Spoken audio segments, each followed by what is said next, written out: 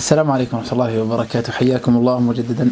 ما الفرق بين عقد الإجارة وعقد الجعالة؟ هذه الأمور أو هذه المسألة الفقهية من أهم المسائل التي ينبني عليها الكثير من الآثار الفقهية والقضائية. أحيانا قد تأتي وتطالب بطلبات مبنية على تصور كأن هذا العقد عقد جعالة، فتتفاجأ أن الدار القضائية حكمت بخلاف ما طلبت، وكذلك العكس، أحيانا تتصور أن هذا العقد عقد إجارة ويكون العقد عقد جعالة، وبينهما فرق واضح، وهذا الفرق يؤدي إلى الفرق في الحكم في القضية وفي تصور القضية وتصور الدائرة للدعوة. لذلك أشير إلى الفرق بين الجعالة والإجارة.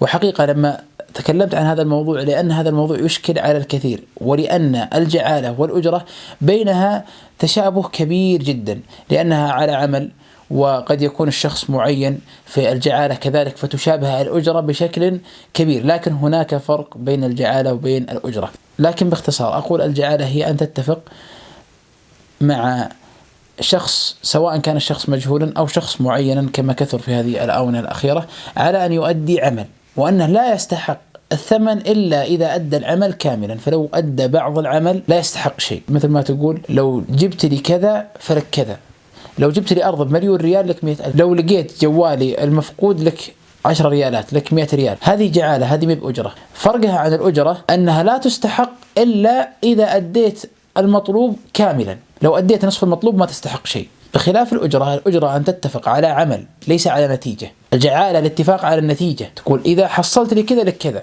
بينما الأجرة تتفق على العمل وليس على النتيجة. تقول تشتغل لي موظف عندي 8 ساعات مقابل راتب 8,000 ريال، فالأصل أنت لست مرتبط بنتيجة تحصلها للشخص الذي اتفقت معه.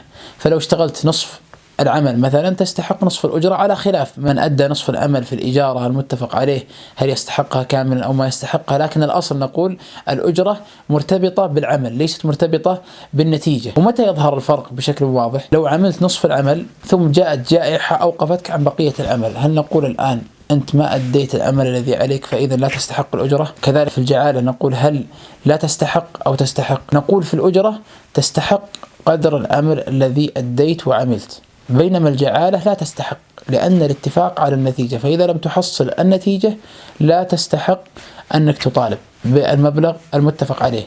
بينما الأجرة لو مثلا اشتغلت 27 يوم بقى 3 أيام ما اشتغلتها وكان السبب في عدم العمل، أيا كان السبب سبب معتبر، حينها لا تستحق إلا الأيام التي عملت، والأيام التي لم تعملها لا تستحقها. هذا الفرق بين الأجرة وبين الجعالة. كذلك من أفضل الأمثلة التي يمثل بها عقود المحاماة، قد تكون أجرة وقد تكون جعالة. جعالة مثلا تتفق معي تقول اشتغل على الأرض هذه، وإذا حصلت لي هذه الأرض لك 20% من هذه الأرض، هذا عقد جعالة. عقد الأجرة أنك تقول اشتغل لي على القضية اللي في الدائرة الفلانية واحضر الجلسات ولك مقابل هذا الحضور 15,000 ريال 150,000 ريال، هذه أجرة. ما الفرق بين هذا وهذا؟ هذه الآن مقابل العمل ليست مقابل النتيجة. أني أحضر الجلسات هذا عمل، وأخذي للمبلغ مقابل العمل ليست مقابل النتيجة، بينما الجعالة هي مقابل النتيجة. ولها أمثلة كثيرة وليست محصورة أبدا، والفرق بينها فرق دقيق، وأتمنى أن أكون أبنت وشرحت ولخصت هذا الفرق. ومثل ما ذكرت لكم سابقا الخلاصة أن الجعالة مرتبطة بالنتيجة، أما الأجرة مرتبطة بالعمل، وبينهما فرق واضح. وفقني الله وإياكم لما يحبه ويرضاه، والسلام عليكم ورحمة الله وبركاته.